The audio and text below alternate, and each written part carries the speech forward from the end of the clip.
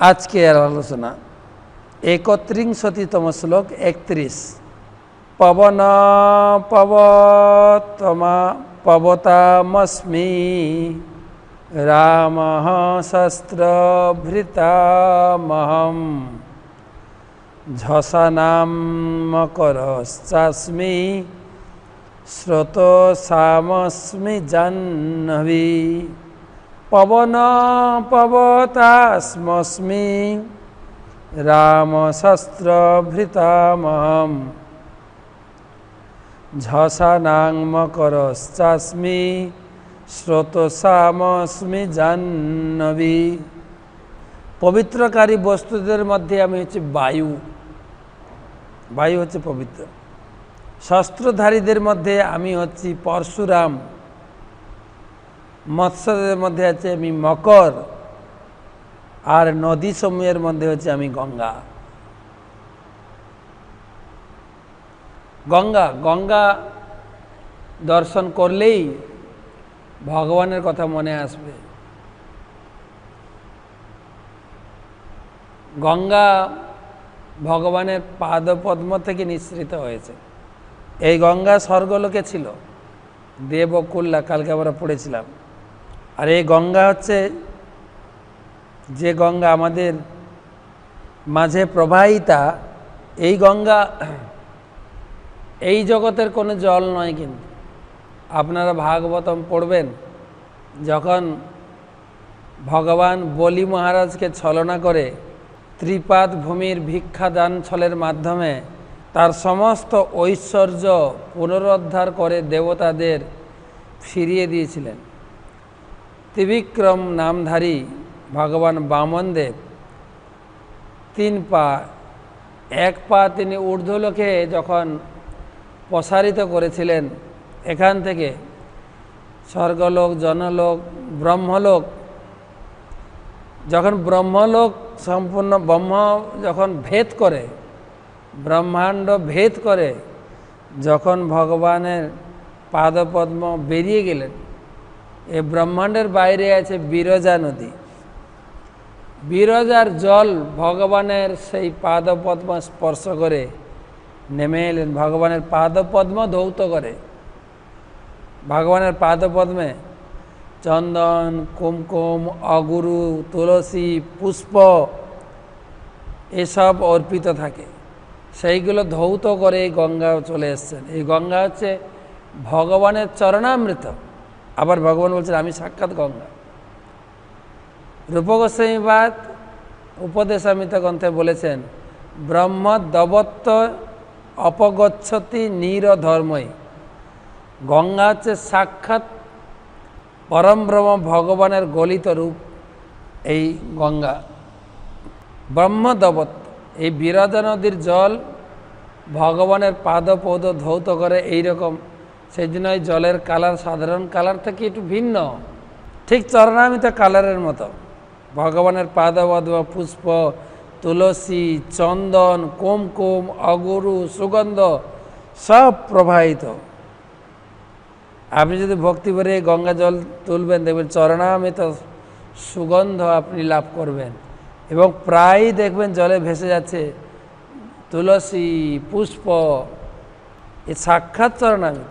তো যখন উপর থেকে সেই ভগবানের পাদপদ্ম ধৌত করে এই গঙ্গা বিরজার জল ভগবানের পাদপদ্ম ধৌত করে এসেছিল, ব্রহ্মা তখন তার কোমলরুলতে ভরে রেখেছিল, আর স্বর্গে প্রবাহিত হচ্ছে। এই গঙ্গা মর্তে এলেন কি করে? ভাগবতমে 5ম স্কন্ধে বর্ণনা, সেই সগর বংশে ভগীরথ তিনি এই গঙ্গা এনেছিলেন। সগর রাজ, গড় মানে 20 যার জন্ম হয়েছিল সগর রাজ, তার 2 স্ত্রী ছিল, কেশিনী, সুমতি। তো 2 স্ত্রী থেকে কেশিনীর 1 সন্তান অসামঞ্জস্য, সুমতির 60,000 সন্তান ছিল। 60,001 সন্তান ছিল সগর রাজের। সগর রাজ তিনি শত অশ্বমেধ যজ্ঞের সংকল্প করেছিলেন। 99টা যজ্ঞ কমপ্লিট হয়েছেন। এবারে শত যজ্ঞের সময় ইন্দ্রিয়ের ভয় হয়ে গেল, যদি সগররাজ শত অশ্বমেধ যজ্ঞ সম্পূর্ণ করে তাহলে তো তিনি স্বর্গে এসে আমার সিংহাসন অধিকার করে নেবে।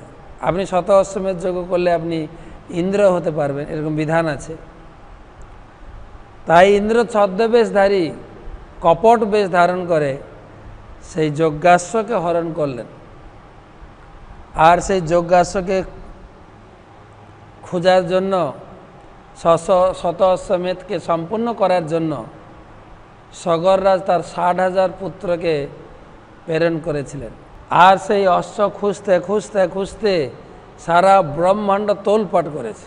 অবশেষে দেখছেন যে সমুদ্রের তীরে বসে আছেন এক সাধু বাবা ধ্যানস্থ মূর্তিতে, ধ্যান মূর্তিতে, আর তারই যজ্ঞশালায় এই অশ্বকে বাঁধা ছিল। অর্থাৎ ইন্দ্র চুরি করে নিয়ে গেছিলেন, আর নিয়ে যেতে না পেরে কপিলমুনি আশ্রমে বেঁধে রেখে চলে গেছে। আর এই 60,000 সন্তান তারা চিন্তা করলেন ইনি আমাদের যজ্ঞাশ্ব হরণ করে এখন ধ্যানস্থ হয়ে বসে আছে, আর তার প্রতি কটূক্তি কদাচার ব্যবহার করতে লাগলেন। আর সেই মুনির ধ্যান ভঙ্গ হলো, আর তার ক্রোধাগ্নিতে এই 60,000 পুত্রই ভস্মীভূত হয়ে গেলেন। তিনি ছিলেন কপিল দেব, কপিল মুনি, ভগবত অবতার কপিল। সগররাজ অত্যন্ত দুঃখিত হলেন, যজ্ঞ তো কমপ্লিট হলো না, তথাপি ওই ঘোড়া নিয়ে এসে যজ্ঞ সম্পূর্ণ করলেন। এবং তার আরেক পুত্র ছিল যার নাম ছিল অসমঞ্জস্য, নামের সঙ্গে সঙ্গতিপূর্ণ।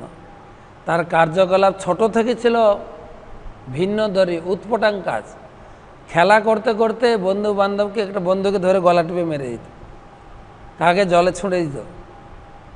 তার এই অদ্ভুত কার্যকলাপের জন্য পাড়াপড়শি অত্যন্ত উত্ত্যক্ত হয়ে ওঠে। রাজা তাকে জঙ্গলে পাঠিয়ে দিয়েছিলেন, নির্বাসন দিয়েছিলেন রাজ্য থেকে। কিন্তু এখন যেহেতু তার 60,000 পুত্র মারা গেছেন,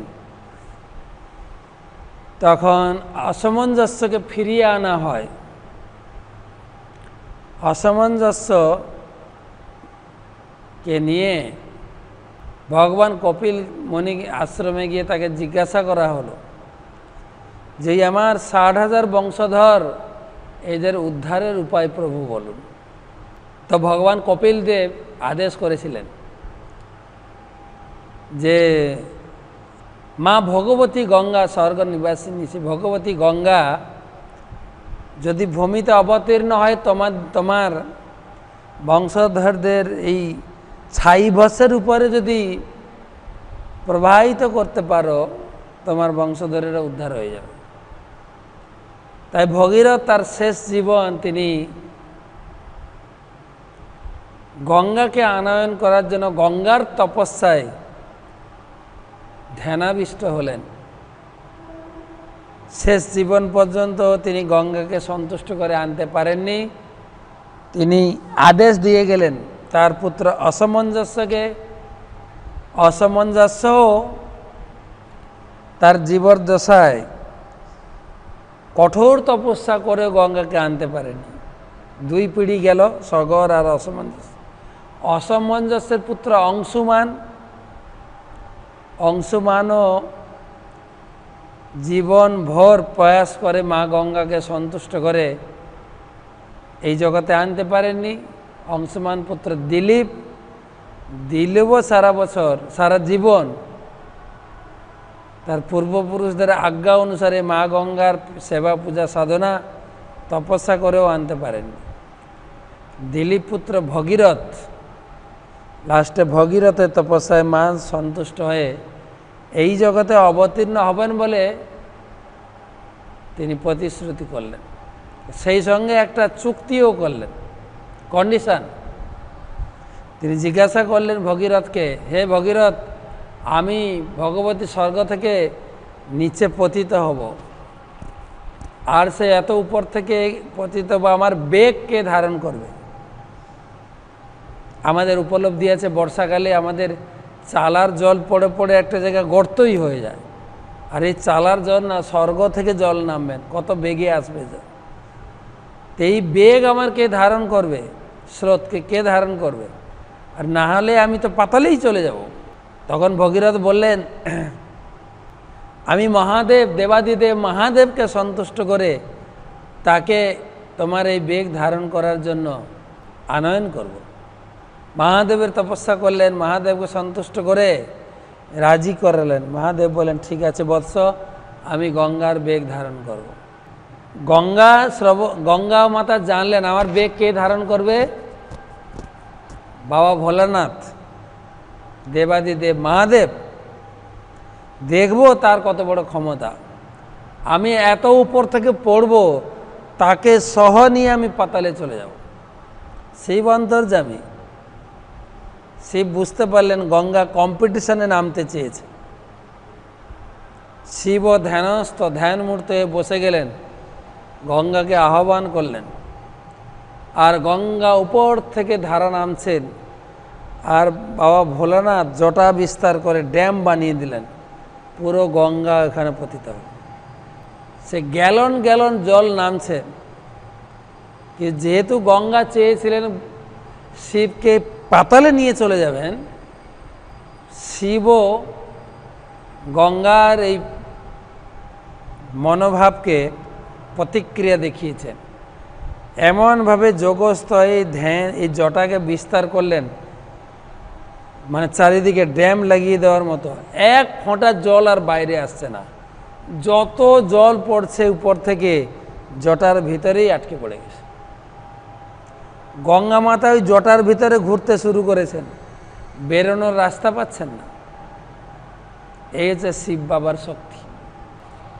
তো গঙ্গা মাতা কন্ডিশন করেছিলেন আমার বেগকে ধারণ করবে। আরেকটা প্রশ্ন ছিল যে আমার এই পবিত্রতার সুযোগ নিয়ে সবাই পাপ ছাড়বে আমার জলে, তা আমি তো পাপে ভারাক্রান্ত হয়ে যাব, আমাকে কে উদ্ধার করবে, আমাকে কে পাপ মুক্ত করবে? তখন ভগীরথ তিনি বলেছিলেন তোমার বেগ ধারণ করবে শিবজি, আর তোমাকে পাপ থেকে মুক্ত করার শক্তি রাখবে বৈষ্ণবরা। বৈষ্ণবরা বৈষ্ণবরা তোমাকে পাপ থেকে মুক্ত করতে পারে। কেননা স অন্তস্তেন গদাভৃতা তীর্থি কুর্বন্তি তীর্থানি সন্তস্তেন গদাভৃতা। যে আপনার মতো বিদুরকে প্রার্থনা করছেন যুধিষ্ঠির মহারাজ প্রথম স্কন্ধে ভাগবত মে, ভবদ্ভিদা ভাগবতা তীর্থভূতা স্বয়ং বিভো। হে বিদুর মহারাজ, আপনি সারা তীর্থ পর্যটন করলেন, আর সাধুদের তীর্থ পর্যটন করার উদ্দেশ্য হচ্ছে আপনার মতো সাধু ব্যক্তি তীর্থে তীর্থে ভ্রমণ করে পবিত্র হওয়ার জন্য নয়, আমারও তীর্থে যাই পবিত্র হওয়ার জন্য।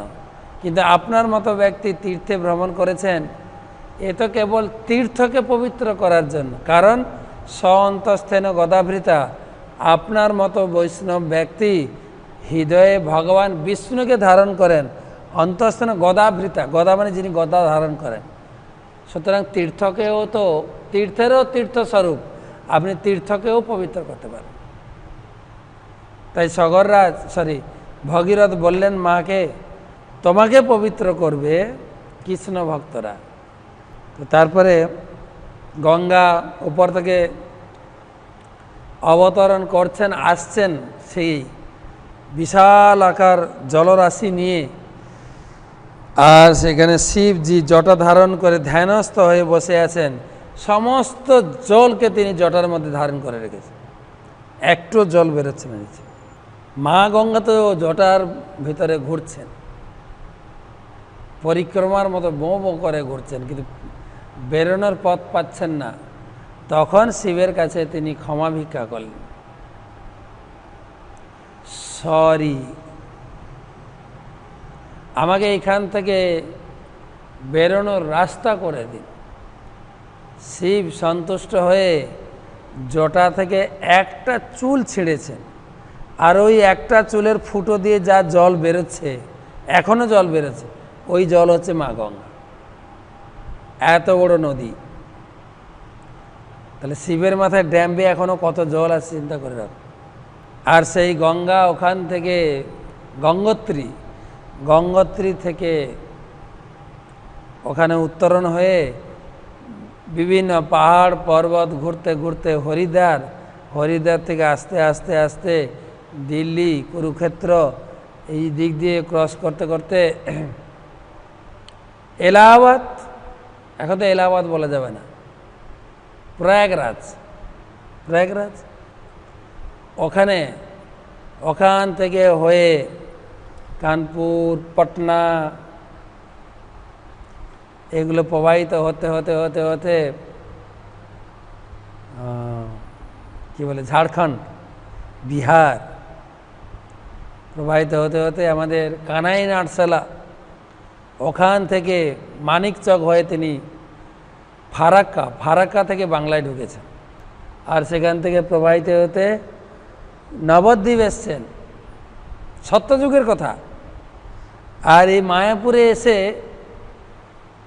ভগীরথ আগে রথে করে শঙ্খধ্বনি করতে করতে যাচ্ছেন, আর পিছনে সুরধ্বনি গঙ্গা কলক কলক ধ্বনিতে প্রবল জলরাশি বেগে চলে আসছেন। আস্তে আস্তে গঙ্গা নবদ্বীপ মায়াপুরে যখন এসছেন, ভগীরথ অনেক দূর চলে গেছেন, গঙ্গা আর পিছনে নেই। ভগীরথ আবার রিভার্স করলেন, গাড়ি ব্যাক করলেন, পিছনে এসে দেখেন গঙ্গা এক জায়গায় স্টাক হয়ে গেছেন, আটকে গেছেন। ভগীরথ প্রার্থনা করলেন, মাতো এখান থেকে এখনও প্রায় 250 কিলোমিটার দূর বাকি, আমার পূর্বপুরুষরা যেখানে মনির অভিশাপে ভস্মীভূত হয়েছে, তত দূর পর্যন্ত আপনাকে যেতে হবে। গঙ্গা মাতা উত্তর দিলেন, মকর বাহিনী গঙ্গা, মকর এখানে আছে মৎস্যদের মকর, উত্তর দিলেন, বৎস ভগীরথ, আমরা এখন যে জায়গায় অবস্থান করছি এটা হচ্ছে নবদ্বীপ ধাম। সত্যযুগে মা গঙ্গা বলছেন, এই নবদ্বীপ ধাম আমার আরাধ্য দেবতা চৈতন্য মহাপ্রভু নিমাই এইখানে নিত্য কলিযুগে আবির্ভূত হন। তার আবির্ভাব তিথি হচ্ছে ফাল্গুন পূর্ণিমা, তো আজ থেকে প্রায় 1 মাস বাকি। তার সেই আবির্ভাব তিথি এই নবদ্বীপ ধামে বসে উদযাপন করে তারপরে আমি যাব। তো মা গঙ্গা এবং ভগীরথ এই নবদ্বীপ ধামে 1 মাসের হোটেল ভাড়া করেছিলেন, 1 মাস গৌর পূর্ণিমা উৎসব উপভোগ করেছিলেন। এখনও ইস্কনের অনেক ভক্ত দোল পূর্ণিমার সময় 1 মাস থাকেন এখানে। আমরা লোকাল ভক্তরা অভিযোগ করি আমরা দোলে থাকার জায়গা পাই না মায়াপুরে। আমরা তো ঘর বাড়ি ছেড়ে আসতেই চাই না, 1-2 দিনের জন্য আসবো দোল দেখতে, কিন্তু মন্দির থেকে তাদেরকে আগে প্রায়োরিটি দেওয়া হয়, যারা 1 মাস থাকেন, যারা 15 দিন থাকেন। তো 1 মাস পরে গৌর পূর্ণিমা উৎসব করে মা গঙ্গা আবার ভগীরথের মার্গে, ভগীরথের পিছনে পিছনে চলতে শুরু করলেন। নবদ্বীপ দিয়ে যখন যাচ্ছিলেন, ঠিক নবদ্বীপ শহরটা ক্রস হয়েছে, ওখানে জন্যমুনির আশ্রম ছিল, কুটির ছিল, আর এত বড় জলরাশি পুরা জন্যমুনির কুটিরকে ভাসিয়ে নিয়ে চলে গেছে। জন্যমুনি বসে ওখানে তপস্যা ধ্যানস্থ ছিলেন। হঠাৎ ধ্যান ভেঙে দেখেন তিনি জলের উপরে থই থই করে ভাসছেন। কোথা থেকে এই জলরাশি? তিনি ধ্যানস্থ হয়ে জানতে পারলেন এ হচ্ছে মাতা গঙ্গা, ভগবানের পাদপদ্ম বিস্তৃতা গঙ্গা। তিনি গঙ্গাকে প্রণাম করলেন, সেই সঙ্গে ক্রোধে যে আমার কোষাকুষি কুটির সব ভাসিয়ে নিয়ে গেছে, একদম অঞ্জলি বিস্তার করলেন। অঞ্জলি বিস্তার করে পুরো গঙ্গাকে আহ্বান করে একদম চুমু দিয়ে টেনে পুরো গঙ্গা টেনে নিয়েছেন ভিতরে, একদম অঞ্জলি নিয়ে টেনে নিয়েছে পুরো গঙ্গা এখন জন্যমুনির উদরে। আবার ভগীরথ পিছনে ঘুরে দেখে গঙ্গা নেই, জানতে পারলেন এই জন্যমুনি গঙ্গা পান করে নিয়েছেন। মুনি ঋষিদের ক্ষমতা দেখেন, আর গঙ্গা পেটে, গঙ্গা তখন জনমনির কাছে অপরাধ ক্ষমা ভিক্ষা করলেন, সরি আমার ভুল হয়ে গেছে, আপনার কষাকষি কুটির সব ভাসিয়ে নিয়ে গেছি। তো মা গঙ্গা তখন জন্মমনির কাছে ক্ষমা ভিক্ষা করলেন এবং বললেন, আমি আপনাকে পিতা রূপে স্বীকার করছি। সাধারণত যেখানে অপরাধ হয় তাকে গুরু বা পিতা রূপে স্বীকার করলে অপরাধ ক্ষমা হওয়া যায়। কেন না, গুরুদেব বা পিতামাতা সন্তানের বা শিষ্যের কোনো অপরাধ নেন না। দেখবেন যেরকম গদাধর পণ্ডিত অপরাধ করেছিলেন পুণ্ডরিক বিদ্যানিধির কাছে, পুণ্ডরিক বিদ্যানিধিকে তিনি গুরু রূপে বরণ করেছিলেন। আর ঠিক সেইভাবে মা গঙ্গাও জন্মমণিকে পিতা রূপে স্বীকার করলেন। জন্মমণি তাকে আবার উদ্গার করে গঙ্গাকে বের করে দিলেন, গঙ্গা আবার চলতে থাকে। তাই গঙ্গার কন্যা, গঙ্গা হচ্ছে জন্মমণির কন্যা, সেই জন্য ভগবান এখানে বলছেন জাহ্নবী। গঙ্গার আরেক নাম জাহ্নবী, জন্মমণির কন্যা। তাই ভগবানও এই গীতাতে জাহ্নবীর নামটা উল্লেখ করেছেন, জাহ্নবী। তাই এই গঙ্গাকে বলা হয় জাহ্নবী, এই গঙ্গাকে বলা হয় ভাগীরথী, এই গঙ্গাকে বলা হয় গৌর গঙ্গা।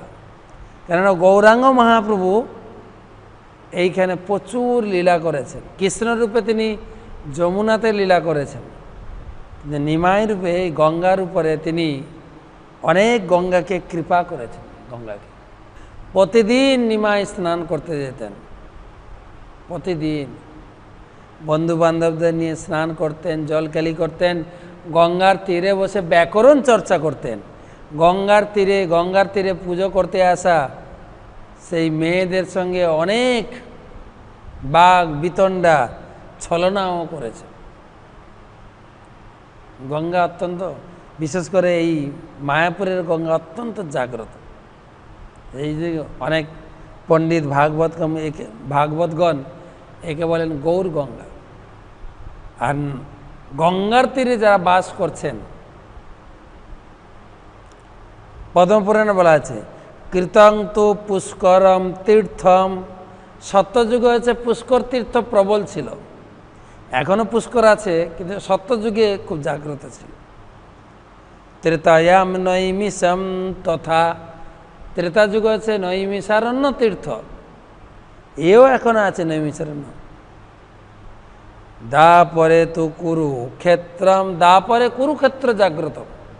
কলৌ গঙ্গাং সমাশ্রয়েত, কলিযুগে গঙ্গাই হচ্ছে সকলের আশ্রয় করা উচিত, গঙ্গা তীর্থ। আর এই গঙ্গা আবার পশ্চিমবঙ্গের মধ্যে প্রবাহিত নবদ্বীপ ধামে গঙ্গা। প্রতিদিন গৌরাঙ্গ নিমাই স্নান করতে যেত। একদিন স্নান করছেন এই বৈশাখ জ্যৈষ্ঠ গ্রীষ্ম ঋতুতে, স্নান করে উঠে আসছেন, সেই ঘাটে অনেক ব্রাহ্মণ গায়ত্রী জপ করছেন, আর জল বাড়তে শুরু করেছে, সে জোয়ারের মতো বাড়ছে, কুল ছাপিয়ে যাচ্ছে। ব্রাহ্মণেরা বুঝতে পারছেন এই অসময়ে বন্যা হচ্ছে কেন এই গঙ্গাতে কিছু দূর পর্যন্ত আমাদের জোয়ার ভাটা আসে, এই পর্যন্ত আসে না। এর কারণ হচ্ছে নিমাই স্নান করে উঠে যাচ্ছেন, নিমাইয়ের চরণ মা গঙ্গা ছাড়ছেন না। যতদূর নিমাইয়ের পা উঠে যাচ্ছে ততদূর জল বাড়তে যাচ্ছে। নিমাই দেখছেন সব ব্রাহ্মণেরা ভয়ভীত হচ্ছেন, সে বন্যার মতো হয়ে যায়। নিমাই জলের উপরে একটা থাপ্পড় মারলেন, থাকো, জল নেমে গেলেন। জাগ্রত সেই জন্য মায়াপুরে প্রতি বছর একবার করে গঙ্গা আসেন বন্যার নাম করে, এসে গৌরাঙ্গ মহাপুর চরণ স্পর্শ করে ফিরে যায়। প্রতি বছর আসেন দর্শন করতে গৌরাঙ্গ মহাপ্রভুকে, প্রতি বছর জল ঢুকে যায় মন্দিরে। আমরা তো অনেক প্রয়াস করি গঙ্গাকে আটকানোর জন্য, কেন বন্যা হয়ে গেলে অনেক ক্ষয়ক্ষতি হয়, সেই সঙ্গে আমাদের কিছু আনন্দও হয়। জল এসছে, আমরা জলে স্নান, এইখানে বিল্ডিং থেকে নেমে স্নান করি, দুপুরে মন্দিরের ভিতরে অনেক জলকেলি খেলা আমরা করতাম। আরেকটা হতো, ওই সময় তো প্রসাদ টসাদ আর বিক্রি হতো না, আমরা এসে দুপুরে আরতি করতাম, জলে দাঁড়িয়ে দাঁড়িয়ে আরতি করতাম, কীর্তন করতাম আর প্রসাদ পেতাম, খুব আনন্দ। এক বছর আমরা সারা রাত ধরে এই রাস্তার উপরে বালির বস্তা দিয়ে গঙ্গাকে আটকেছি, গঙ্গা যেন না আসে। কিন্তু সারা রাত আমরা সফল হয়েছি, গঙ্গাকে আটকে দিয়েছি, ঢুকতে দিইনি। কিন্তু সকালে আপনারা যারা ইস্কনের সঙ্গে যুক্ত দেখবেন মঙ্গল আরতির পরে ঘোষণা হয়, ঘোষণা করা হয় যারা মঙ্গল আরতিতে এসছেন তাদের সকলকে সুস্বাগতম। আমাদের আজীবন সদস্য, নতুন ভক্ত যারা যারা এসছেন, আর যারা কোনো বিশেষ কেউ থাকে তাকে বিশেষ স্বাগতম জানায়, অমুক মহারাজ, অমুক প্রভু।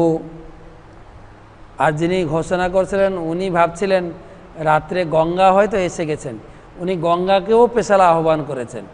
আমরা স্পেশাল আহ্বান সুস্বাগতম জানাই মাদার গঙ্গাকে, মা গঙ্গাকে। গঙ্গা ততক্ষণ পর্যন্ত আসছিল না, যখন সুস্বাগতম জানানো হয়েছে ছাপিয়ে ঢুকে গেল গঙ্গা। সেই যে ঢুকা শুরু হলো 6:15 থেকে 6:30, 7টা থেকে মন্দিরে জল ঢোকা শুরু হলো, ঠিক দুপুর পর্যন্ত হাঁটু, বিকাল পর্যন্ত বুক জল হয়ে গেল। নরসিংহদেব জলের তলায়, জল বাড়ছে বাড়ছে।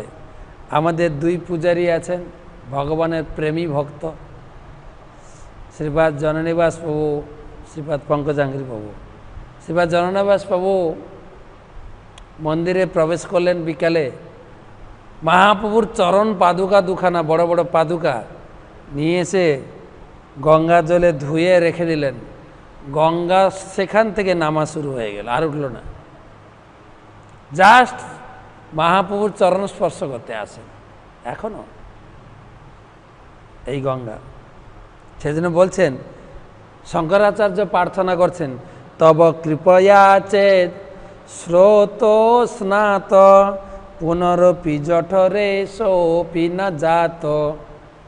তোমার এই স্রোত, এই স্রোতে যিনি স্নান করবেন, শঙ্করাচার্যের প্রার্থনা, সে আর পরবর্তী জীবনে আর তার জন্ম হবে না, সে বৈকুণ্ঠ ধাম পাবে। সোপি পুনরূপী জঠরে সোপি না জাত, পুনরায় মাতৃ জঠরে তার আর জন্ম হবে না। নরক নিবারিণী জাহ্নবী গঙ্গে কলুষ বিনাশিনী মহিম তুঙ্গে। নরক নিবারিণী, জীবকে নরক থেকে উদ্ধার করতে পারে এই গঙ্গা। নরক নিবারিণী জাহ্নবী গঙ্গে কলুষ বিনাশিনী মহিমতুম, তুমি অত্যন্ত মহিমাময়, সকল জীবকে কলুষ মুক্ত করতে পারো। অলকানন্দে পরমানন্দে করুময় করুণাম কাতর বন্দে। বলছে, হে অলকানন্দে, হে পরমানন্দে, কাতরভাবে আমি প্রার্থনা করছি, কাতর বন্দে তব তট নিকটে যস্যহি বাস খলু বৈকুণ্ঠে তস্যহি বাস। তোমার তীরে যারা বাস করে, তব তত্র নিকটে যস্যহি বাস খলু বৈকুণ্ঠে তস্য নিবাস। তোমার তীরে যারা বাস করে তারা বৈকুণ্ঠে আছে। আমরা তো পশ্চিমবঙ্গবাসী অত্যন্ত ভাগ্যবান, ভাগ্যবতী। এই পশ্চিমবঙ্গের মধ্য দিয়ে গঙ্গা প্রবাহিত হচ্ছে। পুরাণে আরও বলা হয়েছে, গঙ্গার পাড় থেকে 2 যোজন বিস্তৃত এলাকায় যারা বাস করে তারা বৈকুণ্ঠে বাস করে। 1 যোজন মানে 8 মাইল, 2 যোজন মানে 16 মাইল, 16 মাইল মানে 24 কিলোমিটার।